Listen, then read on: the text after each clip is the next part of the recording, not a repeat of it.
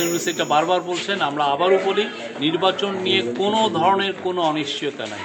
নির্বাচন ভালো হবে, নির্বাচনের জন্য যে পরিবেশ সেটা ঠিক করা হবে এবং লেভেল প্লেইং ফিল্ড থাকবে সবার জন্য। যে কোনো ক্যান্ডিডেট বলতে পারবেন না যে না তার প্রতি অন্যায় করা হচ্ছে বা তার যেই ফিল্টার লেভেল নাই সে এই পরিবেশ পাচ্ছেন না। আমরা পরিবেশ নিশ্চিত করব, খুব সুন্দর পরিবেশে ইলেকশন হবে। এবং আমি বলছি তো এই নির্বাচন কোনো পিছানোর কোনো নাই, এটা নির্বাচন হবেই এবং খুব ভালোভাবে হবে। কনসেনসাস কমিশনের সাথে পলিটিক্যাল পার্টিগুলোর সাথে কথা হচ্ছে। আপনার বুঝতে হবে যে কথা কিন্তু সবাই বলছেন, কেউ কিন্তু কথা থেকে বয়কট করছেন না, সবাই খুব ভালো পরিবেশে কর্ডিয়ালি প্রতিদিন কথা বলছেন। অন্যান্য অনেক দেশে এই সমস্ত কথা 2, 3, 4 বছর লেগে যায়।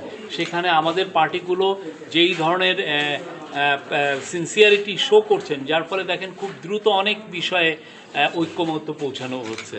মোট হচ্ছে আমরা দেখেছি হচ্ছে 8টা বিষয়ে অলরেডি কনসেনসাসে এসেছে, 7টা বিষয়ে কথাবার্তা হচ্ছে, আর 3টা বিষয়ে এখনও সেরকম কথা হয়নি।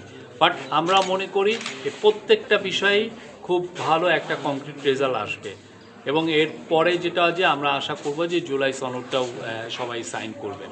করার পরে আমরা সবাই নির্বাচনের পরিবেশে ঢুকব।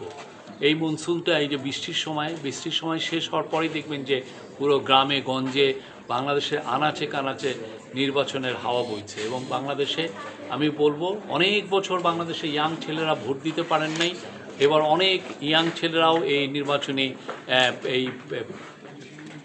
নির্বাচনের ব্যাপারে তারা যথেষ্ট ইন্টারেস্টেড থাকবে।